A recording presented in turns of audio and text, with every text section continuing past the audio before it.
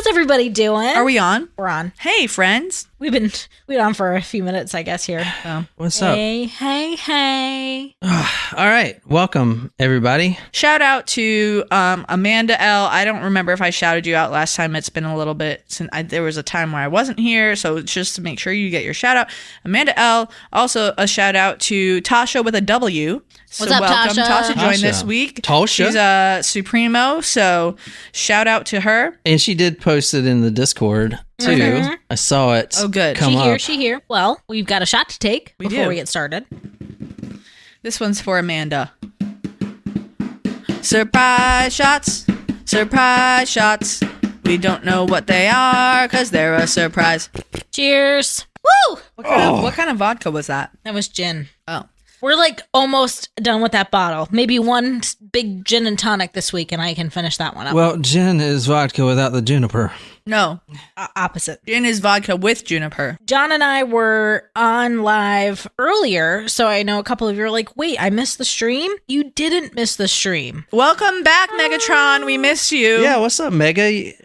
So normally, stories are a surprise for me. Mm-hmm. They're always a surprise for me. Yes. So John asked for help this morning because he picked a new case to cover. I had a case that I was doing, but I woke up this morning and saw that this case is actually going to be historic once the verdict comes out. Ooh. And it is in the news now. We've talked about it a little bit in headlines before. I think we've even mentioned it in headlines when you were here. Oh. The verdict does come out on Monday, so Assuming the jury is done deliberating. yeah. But I don't know. I'm still deliberating in my head. So this story is about the trial of Jennifer Crumbley, Do you know who that is? That name sounds familiar, but go on. who is the first parent on trial for involuntary manslaughter, whose son, Ethan, killed 4 people in a school shooting. The Oxford, Detroit school shooting in 2021. I don't know this story. So currently... So the thing is, the parents bought the gun for him, and then 4 days later, he shoots up a school. Oh, okay. So... I don't know all the details, but I feel like I think we've kind of maybe mentioned a couple of things about the trial because the prosecution rested on Friday. Like, they're done. Jury is deliberating right now what will happen. What's up, Jacob? Dudes. Jacob's in Oklahoma.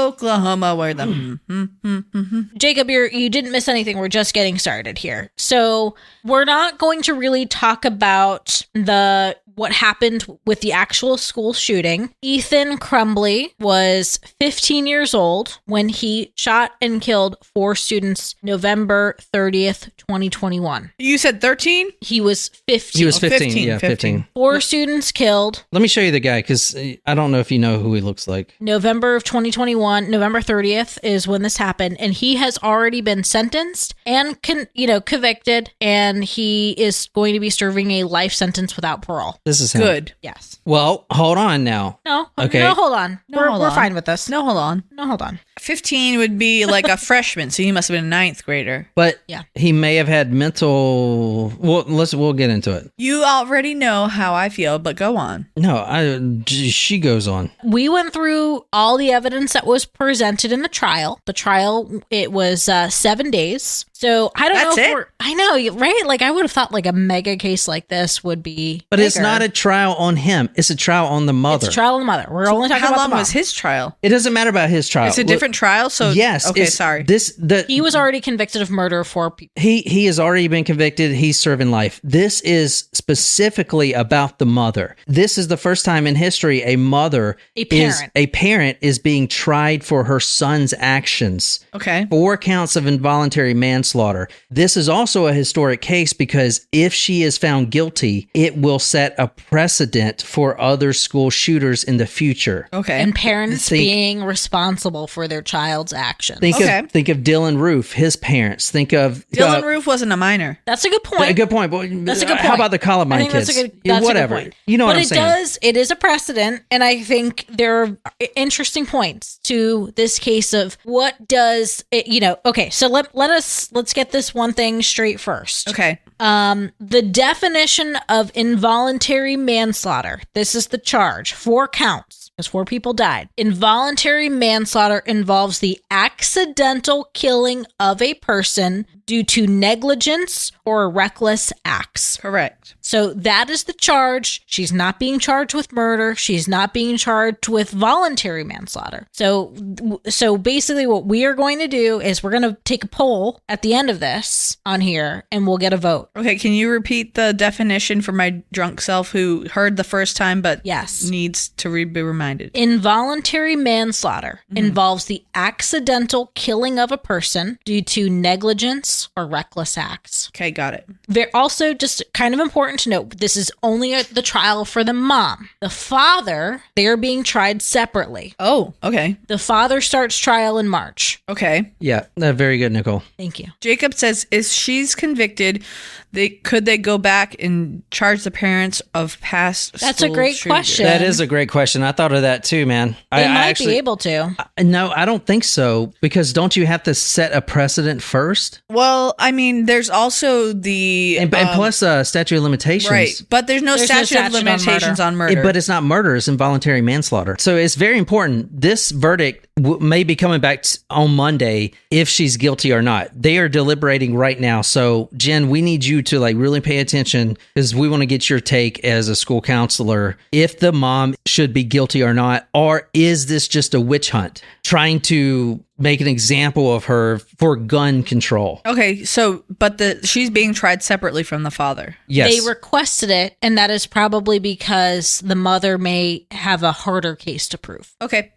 In looking this up really quick, statute of limitation on manslaughter. Some jurisdictions impose a 6-year statute of limitations for involuntary manslaughter. What about voluntary manslaughter? Well, hang on. Generally, manslaughter conviction, so voluntary, is around 2 years. So, and I don't think any case of a parental involvement would be voluntary because that would have to know that they knew the planning of it in advance. I mean, but you never know. Like, what about Audrey? That's just the one I'm thinking of. So that is within the 6 year. We're within 6 years. So we could go back and look and see what the mother... 2 to 6 years for any type of manslaughter. For manslaughter charge. Yes. There's no statute of limitations on murder. So I think it's a great question that you asked, Jacob, right off the bat. Recent mass shootings could impact, some of this right now. Shram, enough said. You changed your whole outlook. Okay, so enough said is not going to be enough said from you. I'm not reading that because I want to hear the facts.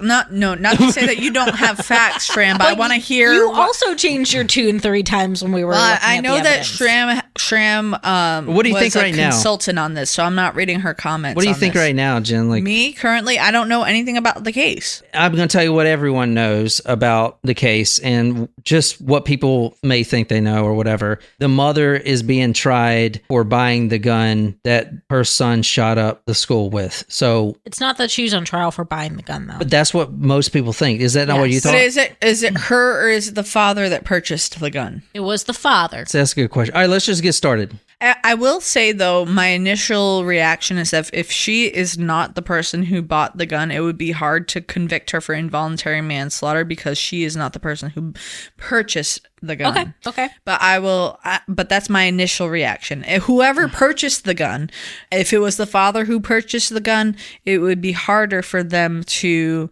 but that's not the charge. No. The charge is involved. The charge. You're talking about negligence. I'm right. saying no. The charge isn't that she bought the gun. The charge is involuntary manslaughter. That is the charge. Accidental killing with negligent or reckless. Accidental killing due to negligence or a reckless act. If I am the prosecuting attorney, and I will say. Prosecution's pretty good in this case from what we've been watching. Okay. Let me look this I am absolutely arguing that the mother is negligent. Okay. See, I don't know the facts about the case.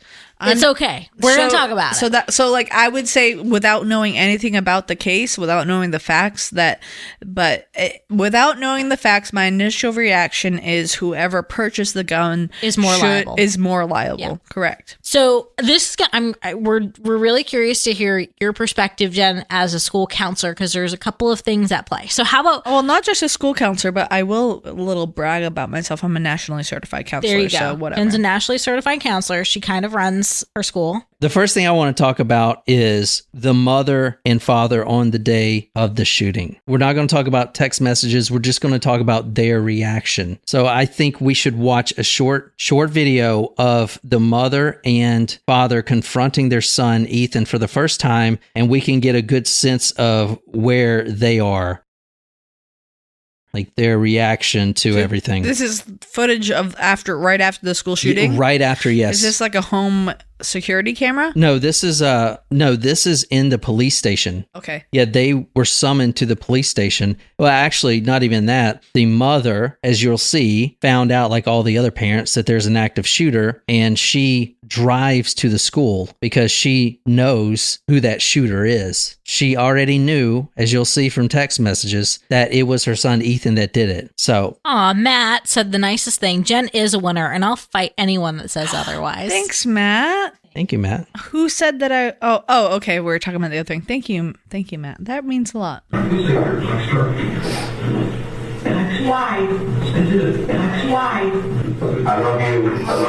love you. So he doesn't make eye contact with mother or father at all until they leave, and he looks directly into mother's eyes and says, "Please take care of Dexter because I did it." Okay, that's the first thing. All right. The mother and father were arrested as well that day. Okay, but they were released. They were rearrested when they did not show up for their arraignment hearing, and they started pulling out money from the ATM and started running from the police. And when they were found, over $6,000 in cash was them. Let me show you that footage of them being found. I do want to say, when they did go on the run, it wasn't their money they were pulling out. They were actually pulling the money out of their son's bank account. They pulled all of his money out. He had like over $6,000. Like, dang, I wish. They were found in a friend's art studio camping out, and there is damning messages that prove beyond a reasonable doubt that Jennifer Crumbley was running from the police. Okay. Because she had, as we'll see, Facebooked a message that says, "I'm on the run again. Helicopters. I'll let you know where we end up," or something to that effect. Fuck, like. So this right here, so I think this is a good place to start. It doesn't make her guilty. Well, she's guilty of not showing up for her arraignment. Right. But it also is like, why just skip out? Why wouldn't you go to your arraignment? But I also think it's really telling that the parents, like the arrest and connection of the parents was actually made right away. Yeah. Like immediately. The same day. Immediately. No time has that ever happened. Right. Like, you usually, I feel like if like they would just look at the individual who committed the crime. And they're curious about his upbringing and things like that, but never has a parent So been you're arrested. saying that they're thinking that this could be... All right, because another thing that's going to... I think to me just says the close connection and involvement that was identified with the parents immediately after the shooting. This is also a case about gun control. Believe it or not. Kids bringing gun to schools, because there was... 100%. What was it, 2021 or 22, whatever? 21, they said. It was... No, I know that, but like there was a year where it was like every other fucking week someone was shooting a school. Yeah. Sad. You know? And it's Really cooled off now, but maybe it's just not the season Well, for it's it. only February, so...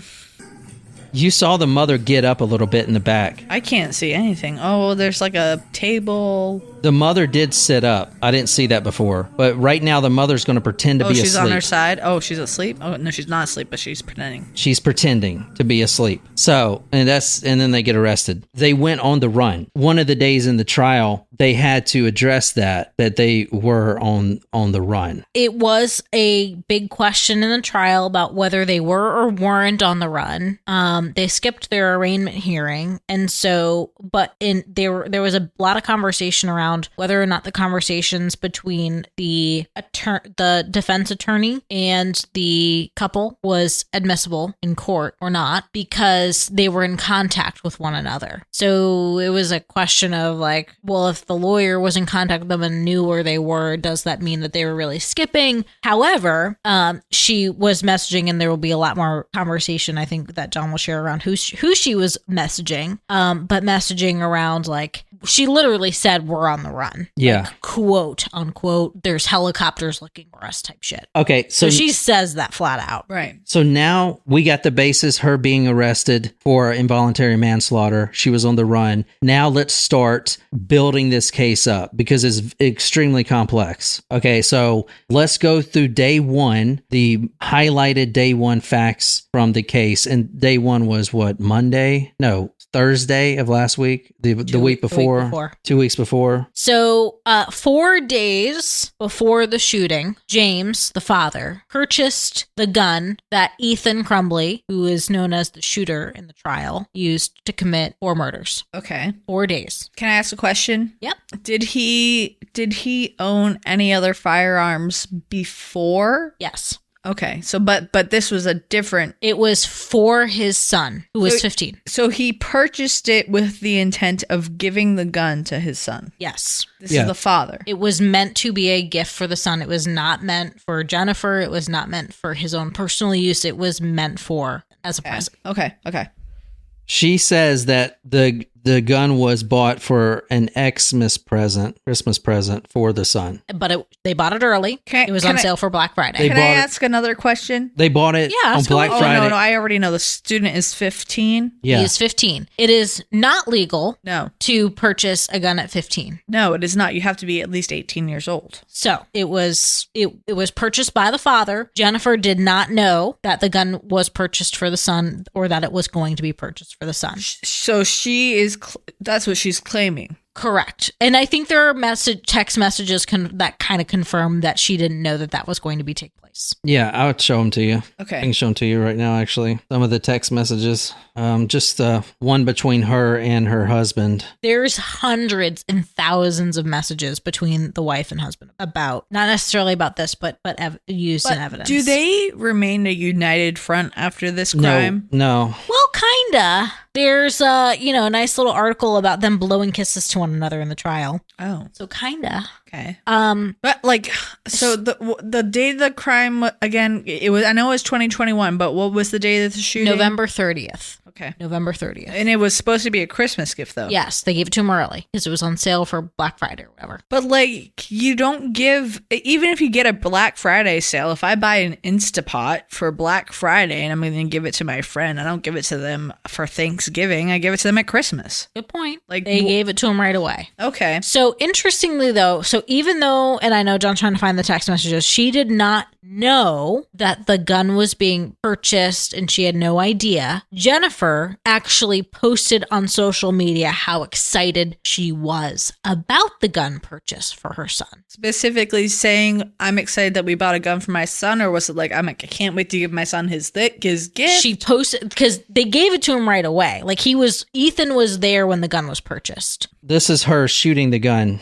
and her son. She took him to the shooting range. There's the mother doing it. She may not have bought the gun. The father bought the gun, but she took him to the gun range a couple days before the shooting. And she was the only one that was with him at that gun range. Mm-hmm. She posted to social media that she was so excited and she hits the bullseye. So they're both shooting from the gun together. So this is the post right here. This was presented at court. This is her Instagram post. Jennifer Crumbley's Instagram post. Mom and son day testing out his new Xmas present. My first time shooting a 9mm. I hit a bullseye. She posted the 9 with 2 ammo clips right there. So she is excited. She hit a bullseye. But it clearly says that like it's his Christmas present. His new Christmas present. Even though it's illegal to own a gun before you're 18. Correct. Yep. Okay. Yep. Got it. This is also going back to the gun being bought by the husband. Quote, it was a surprise to me that they went to the gun store that day. It was not surprising to me that they purchased a gun that day. End quote. That's what she said. So the gun was purchased 4 days before. She was the only one with him at the shooting range. I almost said driving range. Yeah. Have y'all ever been to? No, y'all haven't been to Topgolf. Mm-mm. It's so much fun. We should go. It does seem fun. Isn't there one over here? Yeah, North Charleston. Yeah.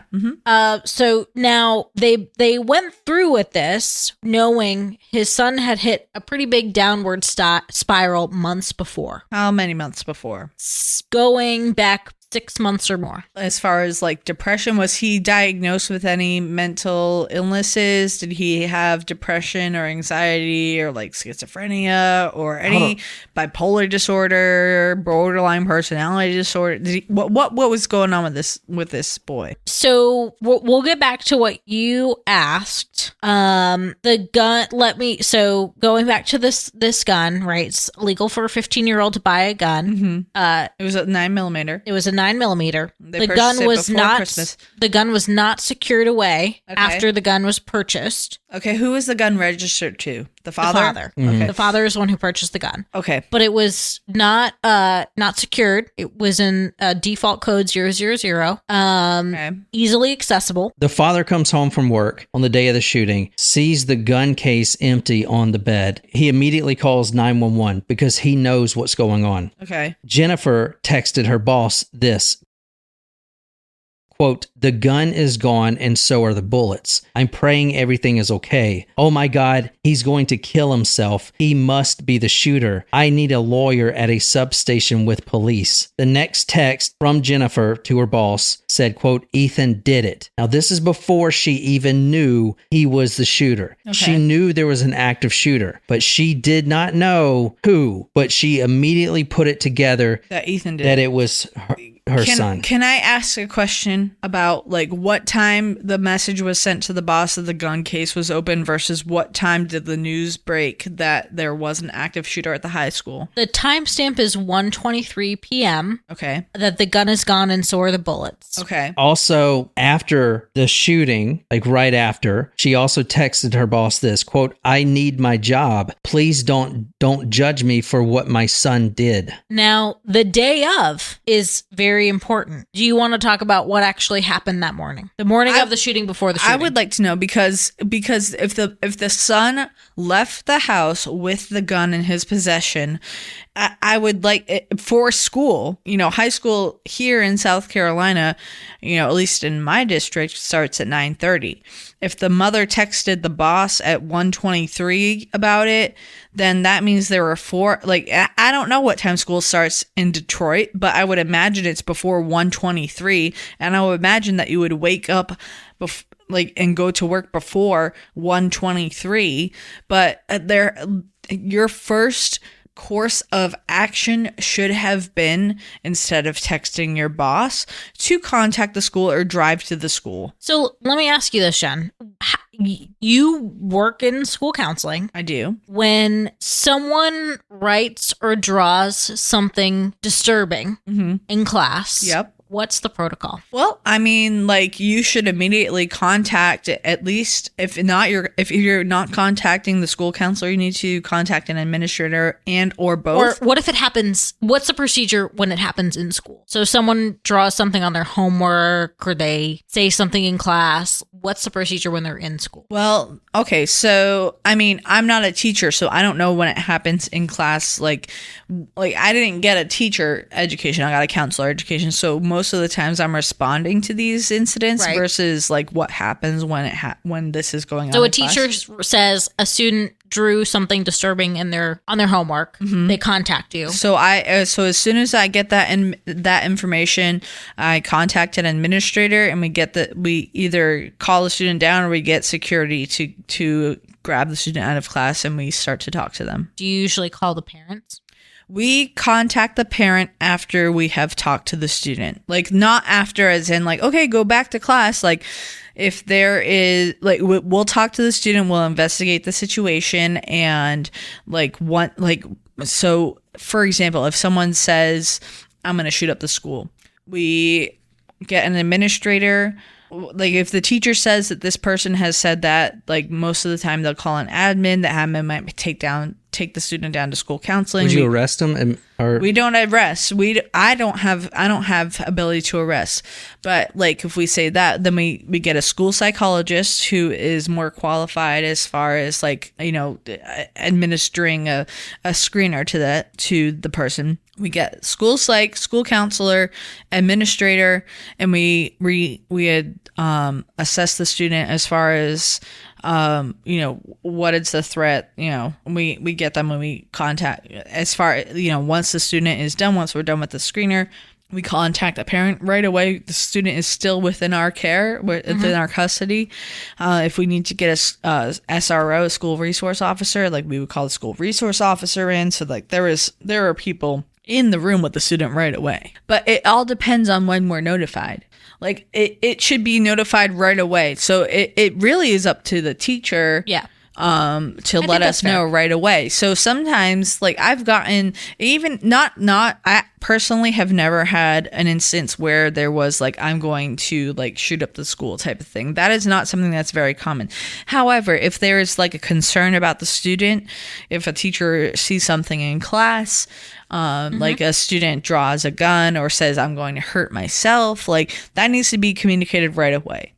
However, we have received like, if a teacher is like sends an email at the end of the day after school is dismissed, like on a Friday afternoon, it's like, hey, like Bobby Joe said these really concerning things in class. Like there's not much that we can do in that situation. But if it is something that is communicated right away, then we take care of it right away. And that, you know, I can't speak for every single individual person in the room, but I know our protocol as far as those things. Yeah. The day before, and then I'll show you the drawing, November 29th, 2021, Ethan is sitting in class, minding his own business. It's at the end of the day. He is playing on his cell phone. His cell phone is open and he is searching for ammunition, specifically what types of calibers for ammunition. On his school device or on his cell phone? On his cell phone. Okay. The teacher sees it, that he's searching for ammunition, and they take him to the principal's office, and the parents are called. Jennifer Crumbley is called. A voicemail is left on her phone. She never calls back, but she does have an exchange with Ethan through text messages. Jennifer to Ethan, seriously? Looking up bullets in school? What? Oh yeah, I already went to the office for that. It was in first hour. All I did was look up a certain caliber at the end of class because I was curious. It was on my phone, completely harmless. Teachers just have no privacy. They said I'm all good. I understand why they talked to me and they said that I'm good. This is nothing I should get in trouble about. You're not. They left me a voicemail with emojis covering her face. Did you at least show them a picture of your new gun? No, I didn't show them a pic. My God. I only told them I went to the range with you on Saturday. It was a harmless act. I have this bullet cartridge in my room that I didn't what kind of bullet it was, and it said it was a 22. So at the end of the first hour, I just looked up different types of 22 bullets, and I guess the teachers can't get their eyes off my screen, shaking my head. LOL, I'm not mad. You have to learn not to get caught. Fuck. I know, LOL, laughing emojis. I just didn't want something this little to get me in trouble because, well, I didn't get into trouble. I want to hear the voicemail when I get home, though. Also, I never tried to hide looking up the bullet. I just didn't think a teacher would be staring at my phone. Okay, I saved it. Okay, so she says, can you read what she says again? Just try not to get caught. LOL, I'm not mad. You have to learn not to get caught. Hold on. So now you're starting to see. Now you're starting to see this. Things aren't really adding up here. What's up, Desiree? Desiree, you're still here too. You're getting the double dose too. You were here for the story prep. Is there anything like? What are you thinking, Desiree? Both parents should be charged with unlawful possession of a firearm. That's interesting. Supplying a minor with firearms. Is that even... Yeah, I guess it's got to be a charge, right? So they bought the gun on 4 days prior. Prior to the shooting. November 29th was how many days prior to the shooting? Was that 3 days prior to it? Was that the next day? The day before. The day before. Okay. So morning of... So we know the day before, he's looking up bullets. Okay. Morning of, parents get a phone call because written on a piece of math homework while he's in school, this is in the morning around 10 o'clock in the morning. Okay. There is a drawing on his math homework that the teacher sees where it's a drawing of a gun. Okay. Writing that says blood everywhere, a character, a face laugh crying, words help me, and the thoughts won't stop. They need to pull that student from class right away. They did. They pulled him from class. So here it is. There's a gun. This is on his math homework. The thoughts won't stop. Help me. There's someone getting shot. Blood everywhere with a little bullet. Mm-hmm. So that's the photo of it. Okay. He's taken out of class. He goes straight to the counselor's office. There is the dean of students is there. Others of their parents are called. In the meeting, the counselor testified.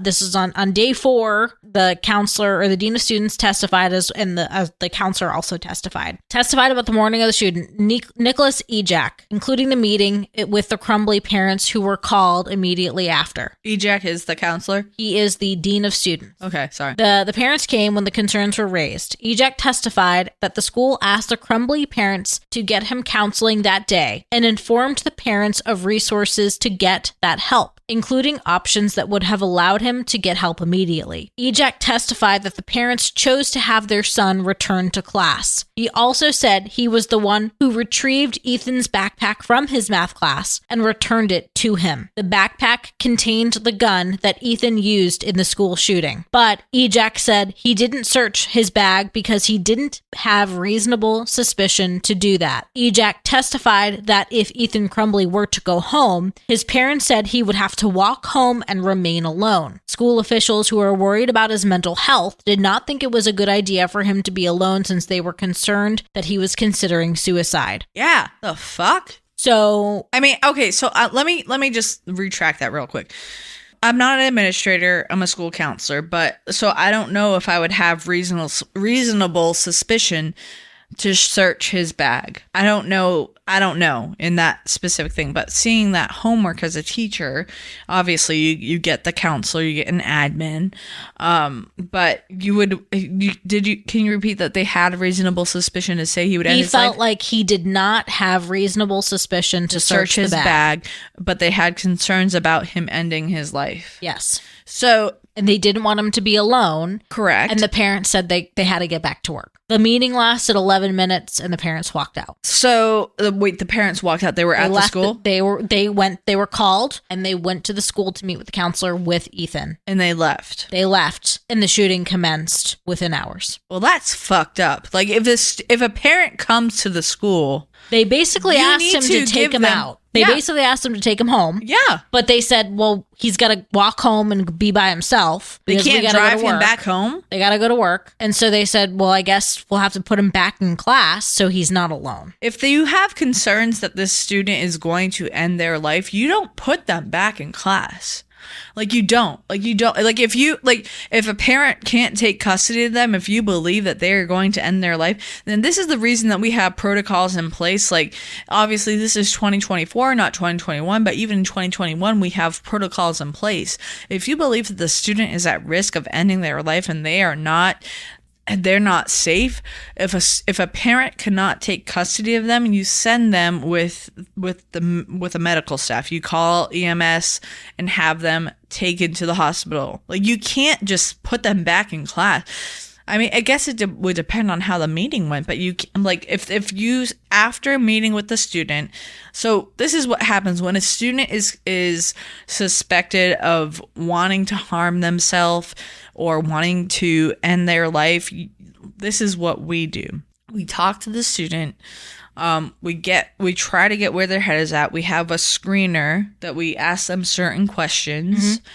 And depending on how they answer that screener, if they answer a certain way, that's like, there's like a score, right? Mm-hmm. So if they score a certain number on the screener, you would have to go into deeper questions.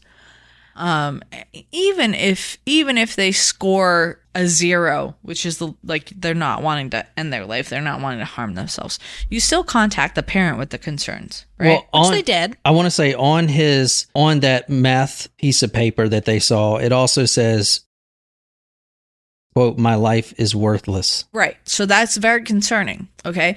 So you complete the screener, you contact the parent regardless. You ask them to come get their child. If they can't come get their child, if the student is considering ending their life or indicate to you in any way on that screener that they are going to harm themselves or end their life, you ask the parent to come get the student. If the parent can't come get the student, you don't leave the student alone. You don't just like send them back to class. Like, okay, well, your parent can't come get you. Bye. Like, leave. Well, they kept him in class. They put him back to class. You can't do that though. Like, you have to either someone has to be in custody of that child. Like, you can't, like, and the teacher is not a good enough answer. The teacher has 30 plus kids. I mean, based on, I'm only saying so that. So this was maybe a mistake on the school's part. By sending them back to class, unless the student did not indicate in any way that they are going to harm themselves or clearly they did enough if they didn't want him to go home by himself. If that was an option that was on the table and they're like, no, I don't want him to be at home alone, so I'll send him back to class. If the parent says, I don't want them to be home alone, someone needs to be able to keep an eye on this student. Like, you can't just be like, okay, bye. Like, if someone has a concern about this child's mental health, like that's you can't just send them back to class. Like, if you think that if there was a serious concern about this child's mental health and the parents are declining to take him home, like, you're gonna send him home. You're gonna send him to the hospital. So, does that point to the school may have done something wrong here? I don't know. I have to hear more. If it were me. Well, if the parent declined sending the student to the hospital and sending them, I don't know. I don't know. I mean, like, I feel like he should have been in someone's care. You can't leave this kid alone unless there was no indication that he was going to harm himself or harm someone. If there was like zero concern, you just wanted to call the parent. But like, if I agree with what Jacob says. But what does Jacob say? Jacob says, I feel like they had enough to search the bag for more proof that he was mentally unstable. Then they would have found the gun and at least make the parents go through his stuff. See, like, here's the thing is that I don't know none of us know what the transcript of the conversation between the counselor and the admin and the student were. It must have been enough to alarm the parents, right? So you have to... they were called and they came. Both of them came. Yeah. Even though they left after 11 minutes and the counselor testified, it seemed like they were inconvenienced that they were called. The counselor said they were inconvenienced? That's what they testified. It seemed they were inconvenienced. The parents were inconvenienced. That they were called. So, like, here's the difference between that. Like, if it's enough to call the parents and you want them to come to the school to pick the child up, you give the custody to the parents. Like, that's that. And right? The parents decline? Then that's on the parents. Like, I mean, like, I'm sorry. Like, you have to, like, if you give the custody back to the parents, you have to take the kid back home. So we're back to it's the parents who declined to take him home. But at the same time, like, you should, I mean, I don't know. It's hard. Like, if a kid in my care, this is a chain of custody, right? If the kid is in the chain of custody with the teacher there is a concern, so you send them to the admin and the counselor, and you talk to the admin and the counselor, you call the parent, and you're like, you need to come get your kid. The parents come, like, you need to come get your kid. If the parents don't want to take him, then the school needs to send him with EMS. If there's a serious concern, then you need to send them with EMS. I'm not saying who's at fault, but that's what I know as my experience. Oh, that's a good question, Matthew. Does it make a difference if the school is public or private? I think you have less rights for your property to be searched on private property. I think you're right about that. Yeah. You have less rights if you go to private school. They can kind of do whatever the fuck they want. What was the name? Was it a private school or public school? I think it was public. Was this before they knew the gun was missing? Yes, they did. I don't think they knew the gun was missing. This was before. Yeah, they didn't know the gun was missing. This was at like 10 a.m. This is roughly 10 a.m., somewhere around there. And that text message of, oh my God, the gun is missing, was at like 1 something. Okay. Mm-hmm. And that was when they had already been notified there was an active shooter. So there's like a 2.5 hour window after this meeting is adjourned. Yeah. Since we're talking about the math homework, why don't we go ahead and talk about the journal. There was a journal found after the shooting that referenced school shootings. Okay. It was found in his backpack and, quote, over 50 pieces of paper had drawings of firearms on them. The journal was full of writings about school shootings. There were approximately 22 pages of written information in the journal. The Oakland County Sheriff Office Lieutenant Timothy Willis, when he was asked how many pages reference school shootings, he said, quote, every single one. This is in his personal possession, or this is it was in his found in his backpack after shooting. The shooter's journal had previously been shown in evidence in court, but this is the first time that the entries in the journal not only included school shootings, it also included mentions that the shooter's parents, James and Jennifer, didn't listen to him about his repeated attempts needing therapy. He knew he had a mental health crisis, and yet they didn't listen to him. The mother was attentive to the son all the time, from what she says. They were so close. They were playing board games and everything. So let's go back to some regular text messages between the mother and son. March 9th, Ethan to Jennifer. Ethan, so we're seeing how attentive the mother is to the son, because she's going to say in her testimony at the very end, when she testifies, that they were like best friends. They were real close. Right. They did everything together. But let's see based on records. Ethan, this is March 9th, 2021. Can you get home now? There's someone in the house, I think. Someone walked into the bathroom and flushed the toilet and left the light on. And I thought it was you, but when I came out, there was no one home. There's no one in the house though. Dude, my door just slammed. 8:01 p.m. Maybe it's just my paranoia, but when are you going to get home? Jennifer did not respond to Ethan on March 9th. Detective Edward Wiegrowski, who has 25 years with the Oakland County Sheriff's Office and 7 years with the Computer Crimes Unit, said photos showed that she was horseback riding at the time. All right, let's go to March 17th. That's St. Patrick's Day. Ethan to Jennifer, 6:03 p.m. Okay, the house is now haunted. Some weird shit just happened and now I'm scared. I got some videos and a picture of the demon. It is throwing bowls, and BOWLS is capitalized. I'm not joking. It fucked up the kitchen. I'm just going to be outsider for a while. And this is damning. Quote, can you at least text back? Jennifer did not respond. Wiegrowski said she was again horseback riding.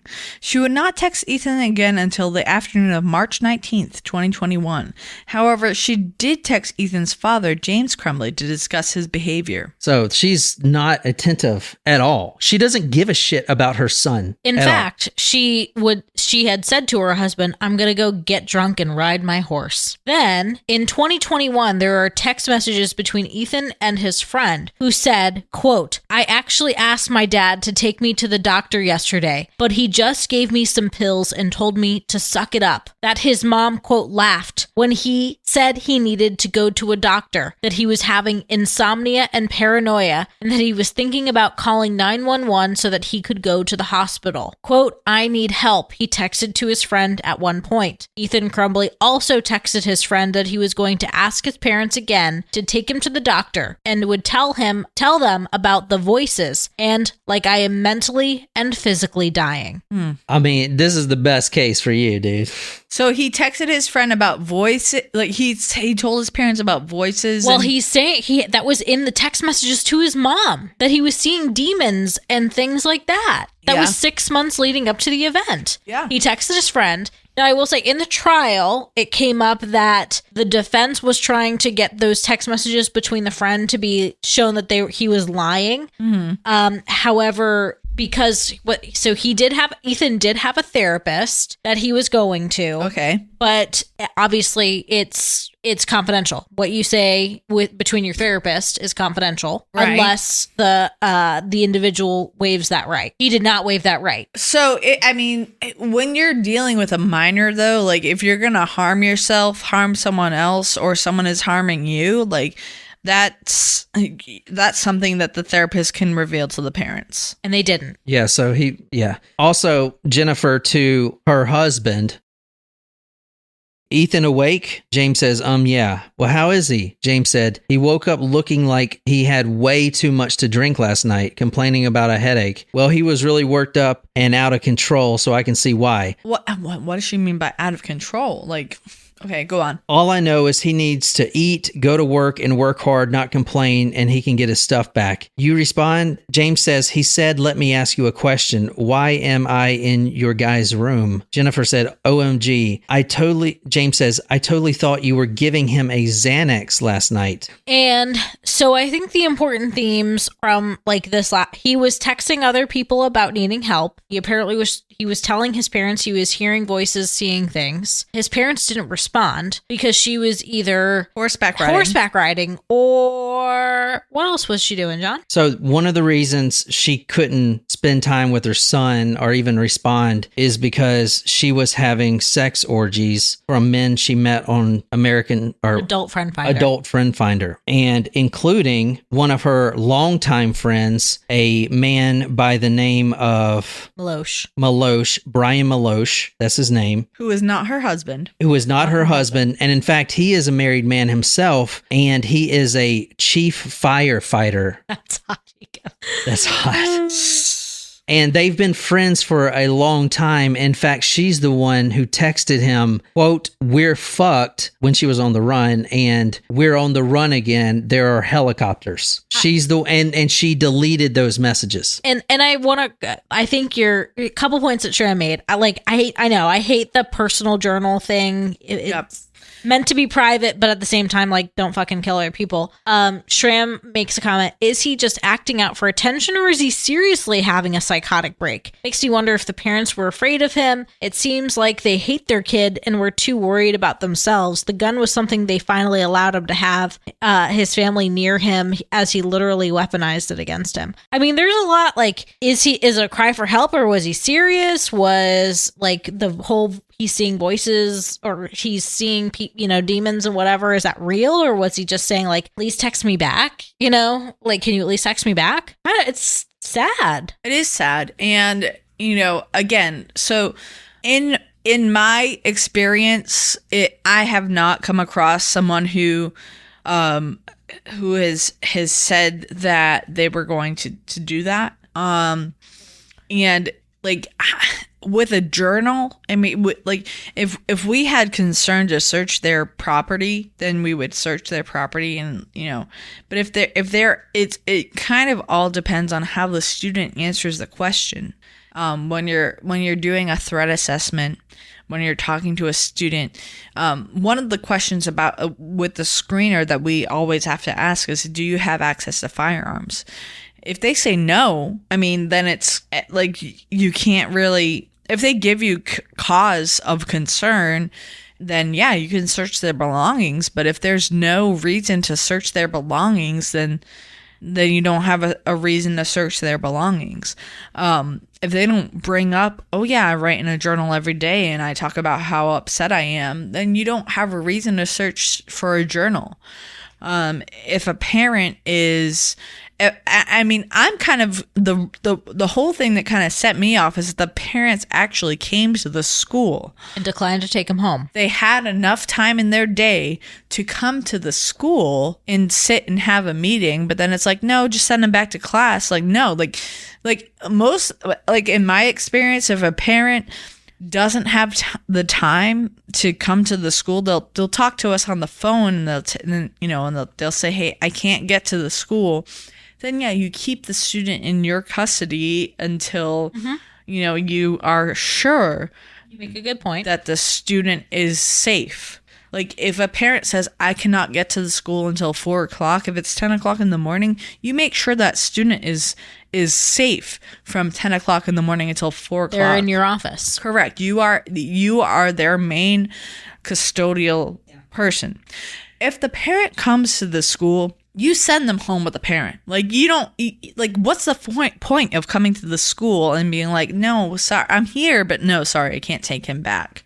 Like, at that point, you send them to an emergency facility. Like, you can't just, like, come and then be, like, not there and expect them to not. Matt says, convict these parents and put them on Jail Finder. What is Jail Finder? Is that, like, a dating site for jail people? I have a feeling it's for available buttholes. Oh. All right, check this out real quick. Going back to the journal. Niquiz just sent me this. Thank you. You're welcome. Here's some of the things. A little photo here. Nice little photo he drew. What the fuck is that? Hold on. The first victim has to be a pretty girl with a future so she can suffer just like me. That's from his journal. Some of the other things, I'm just going to kind of go through them really quick. Some of the things he's, quote, going to have so much fun, end quote, teach them a lesson. My name is Ethan Crumbley, age 15, and I am going to be the next school shooter. I've thought about this a lot. I can't stop thinking about it, but it's constantly in my head. I will walk behind someone and I will shoot a bullet into their skull, he said. This is an audio recording he made. I'm going to open fire on everyone in the hallway. I will try to hit as many people as I can. I will reload and I will find people hiding. He said, then the demon would take over. Quote, I have worn my mask for too long. I can't take it. There's no voices in my head. The voices are me. That's what people call the demons. There are no demons. I am the demon.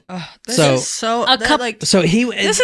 upsetting to hear. So going back to like, he texted his mom, I just got a picture of a demon, the demon. He didn't say a demon. He said the demon, and shit is flying off the shelves. He is basically becoming something else and doing that, not knowing it. I want to shoot up the school so fucking bad. The first victim has to be a pretty girl with a future so she can suffer just like me. I will continue shooting people until police breach the building, then surrender to them and plead guilty to life in prison. I want all of America to see the darkness in me. I want for the parents to bawl their eyes out. Jesus Christ. That's fucking dark, man. Just looking at them in their eyes as they look back at you while they know that their entire life is about to end so young. That, quote, is the best feeling. Jesus Christ. Jennifer Crumbley took the stand in this trial, which is not common. Right. It is not common for a defendant to take the stand. Yep. She was cross-examined and examined many times. She did not deny that her son texted his friend that he had asked his parents for help. She did not deny that she said he thought that he was depressed. She did not deny those two very important things. Yeah.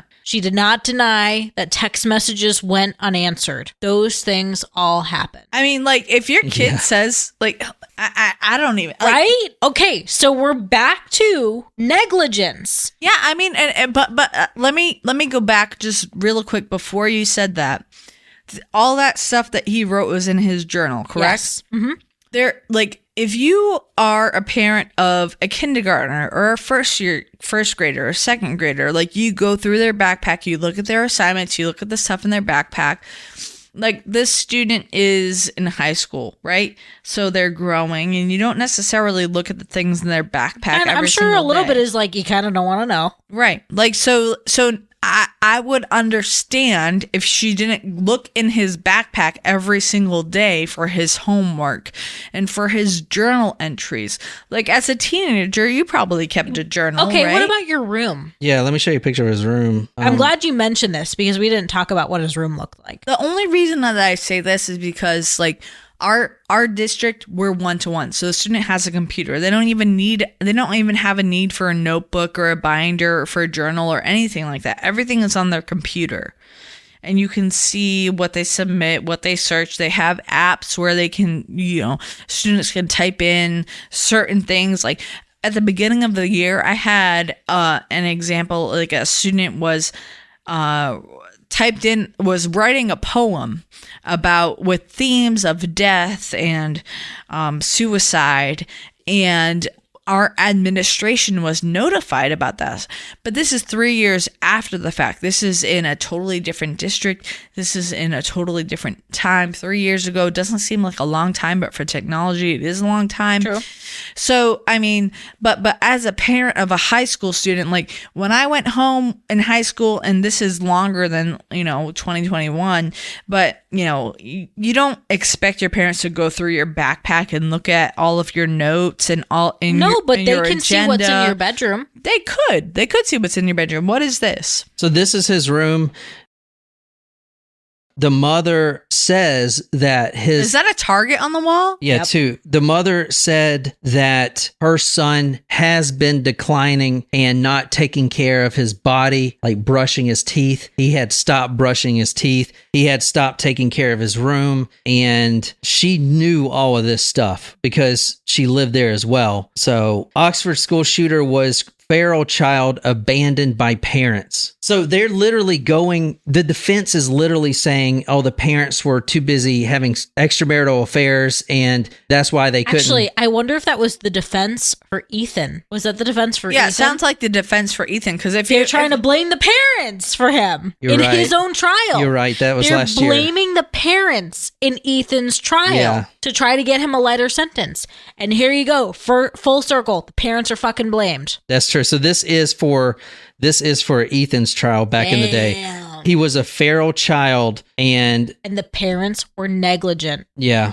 So Ethan said for the first time in his life, he felt relieved. He said, now this is when he is in the principal's office with the drawing and he thinks the sheriff is going to take his bag and find the gun. He's relieved. He said he just knew the sheriffs were going to burst into the office and arrest him because there was no way after all they saw, they weren't going to search that backpack. So he is this kid, I mean, it's terrible what he did, but if this kid is not fucking crying out, then I don't know what is, man. So he was expecting him to be caught after all that. Yeah. The psychologist King said the shooter was raised in a turbulent home by parents who left him alone for hours, argued in front of him, and weren't discreet when discussing infidelity, divorce, and suicide. The boy was even forced to figure out what to do with his beloved dead dog. He was forced to figure out what to do with his dead dog? Like, that's not something his parents would do? He can be considered a feral child. Ooh, what is the definition of a feral child? Well, think about a cat that's on the side of the street. Well, I know what feral means. That's what a feral child is. No one's taking care of him. He's fending for himself. It is essentially a child who has been abandoned. Someone who is abandoned has what it is called arrested development. That's a great TV show. They lack social cues. They become misfits in society. A number of innocent people died, the psychologist went on. I'm not here to make excuses for Ethan Crumbley. He planned the attack. My heart goes out to the victims and family. He was mentally ill. Yeah. And that's not an excuse. Like, mentally ill people, hurt people. And that is not an excuse. But whoever is in custody of them needs to ensure that they are taken care of, that their needs are being met. The psychologist is saying he could actually be rehabilitated. That would be interesting to see. I'm glad he got life without parole because I don't think that would be fair. Well, all right. So I will tell you, we did watch the opening statement from the prosecution, which was great. We did watch it from the defense for a little bit, but it was fucking terrible. Defense lawyer opened up with, I was on my way today to the courtroom and I heard a Taylor Swift song. Yeah, Taylor Swift song. I wonder which Taylor Swift song she heard. Bad Blood. And maybe now we got bad blood. Let's do let's just watch the last little. Can we? Prosecution closing statements, and then we'll finish it up. And then we'll do a poll. Yeah. All right. Guilty or not guilty. Well, so guilty is not of murder. Keep that in mind. Involuntary manslaughter. I will read it before I put the poll back up. I'm going to say what I know they're all asking and they want to say. When she took the stand and she testified about her own loss, and she was asked the question, you lost everything. She said yes. She hasn't lost everything, ladies and gentlemen. Her son is still alive. Find her guilty of 4 counts of involuntary manslaughter. Thank you. Dude, what a boss. Holy shit. What a closing statement. Oh my God. All right, that was basically Jesus the whole Christ. fucking case. I'm so glad we did that this morning. Well, what else do you got? Anything? I think we covered everything. I think we covered all of the things. So I am going to reread the definition of the charge for involuntary manslaughter, okay? And I'm going to set up a poll. Where's everybody's head at? The jury is deliberating right now this very thing. Involuntary manslaughter involves the accidental killing of a person due to negligence or reckless act. Should Jennifer Crumbley be found guilty of involuntary manslaughter? Yes or no? 100% said yes. She did. Including us, right? Dude, is it not damning that as soon as she's told there's a school shooter, she's like, oh my God, my son. it's my Ethan. son. I mean, how many, we should look up how many students are in that school. Like over 1,000, probably more than that. And immediately she knew it was her son. Well, I mean, the fact that the gun was not there, you need to secure the gun. Whoever. No, she knew before they found the gun gone. But that's the thing. Like, why wasn't your gun secure? Like, you need to secure your weapons. Going back before that, you bought the weapon for your 15-year-old son who It's had not like they just had it for their own shit. who had previously asked for a therapist. That's a good point. That's true. You can't. Why would you It's buy? not like they had no idea that he had mental health problems. Yes, you can't he say that. had been asking, and you're just going to ignore the problem and say that you didn't know that your son was having issues. No. You make a very good point. It's not like they had no idea that he had problems. Like if you're gonna ignore the text messages, that doesn't mean you don't know. It just means you didn't answer him.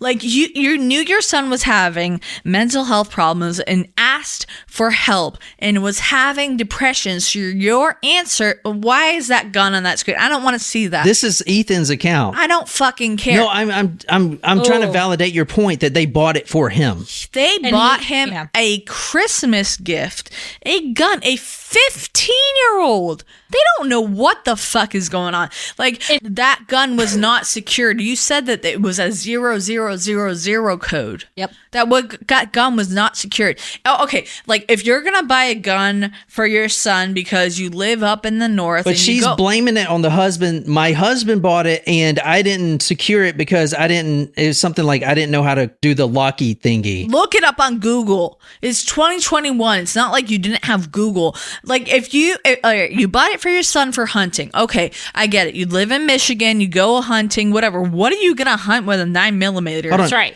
I just didn't feel comfortable putting the lock thing on it, end quote. That's what she says. And yes, you're right. You didn't feel comfortable putting a lock on the gun? You didn't feel comfortable putting a lock on the gun? Should have. You live in Detroit. You live in Detroit. Yeah, you should have that shit fucking in your waistband. Not in the safe. On your person. Or Sable when you need her. Holy shit. But I'm sorry. No. That doesn't fly with me. Like, well, first of all, what are you gonna hunt with a 9mm? A human. You can't shoot like a fucking buck with a 9mm. You shoot a buck with a 9mm. It goes, oh no, it got shot with a 9mm. Like, no. The fuck? Yeah, if you shoot a buck with a 9mm, you're a fucking asshole because it's not going to kill it. Yes, it's just being harmful. And second of all, like if you're trying to teach your son how to hunt, you show him how to hunt with a proper utensil. If you're buying a gun for your like 15-year-old, like, why? What does a 15-year-old need a 9mm gun for? Is it protection? No, he doesn't need. A 15-year-old does not need a gun. A 15-year-old human does not need a gun. There are, like, I understand that the climate of schools has been very different. For a lot of years, even going back to Columbine, like, yes, there are a lot of school shooters, like, but your 15-year-old could not bring the gun to school legally. Well, okay, hang on. So, don't mean to necessarily cut you off. So, I think what John mentioned in the first part of the case, we're talking about like statute of limitations, and this could be a precedent setting case. Why? Because this is the first time that a parent could be convicted of their son's crime. Basically, and there's a lot of school shootings. Right? I mean, literally. Yeah, it's a pandemic. So now every time it happens, guess what? The parents will be looked at. Like, is that a bad thing? No, it's not a bad thing. But are they just using this to using her as an example and further gun control and stuff like that? I see. I understand both sides of the gun control thing. I don't like guns. I never want to own a gun, but that doesn't mean that I don't understand the whole premise of Second Amendment and I am allowed to own a gun. It doesn't mean that just because I don't believe in owning a gun doesn't mean that I don't understand why you would want to own a gun. Now, you purchased a gun for a 15-year-old. Okay, you're not allowed to own a gun until you're 18 years old when you're an adult or whatever. All right, a 15-year-old is going through a whole lot. They're not old enough to own a gun. A 15-year-old doesn't understand what it means to own a gun. Why would you purchase it for a 15-year-old? I don't understand that. And even if you're going back and you're like, oh, Columbine, or oh, Aurora, or oh, whatever, or what, Sandy Hook, or whatever, a school shooting. Like, if you have to take a look at the specific incidences of each school shooting. Columbine, that was a high school. The students didn't use guns. They had guns, but they also had pipe bombs. The pipe bombs didn't go off, and they went in school shooting. But how old were the students? They were 17, 18. They were upperclassmen. I'm not excusing that. Sandy Hook, but it's less of a liability on the parent. Correct. Sandy Hook, that person was an adult. That was not a 6-year-old shooting the Sandy Hook elementary school students. You go back to the Florida shooting, the Marjorie Johnson. I'm not trying to be disrespectful by not remembering the name of the school, but you have to look at the individual that went in and committed the crimes.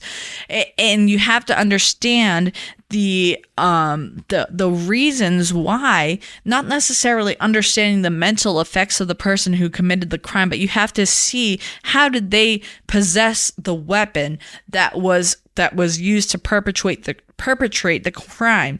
This parent purchased the gun for the student. It's not like they purchased it for their own protection and the student jumped into the safe and got the safe. No. So slam dunk for the father, but you still agree that the mother is equally liable. Correct. From her negligence. I think because she was negligent, because the student was asking for help. I don't think that this person is clear of their guilt. The father purchased the gun for the student.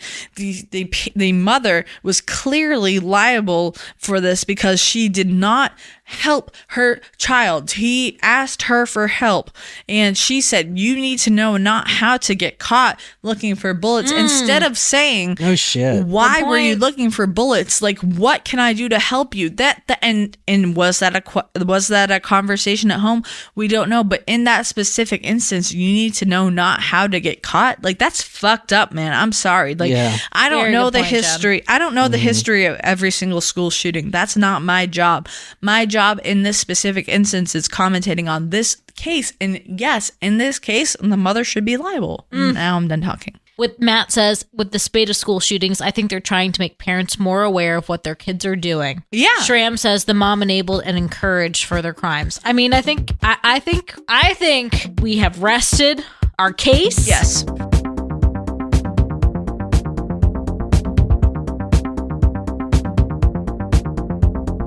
Kind of run this shit.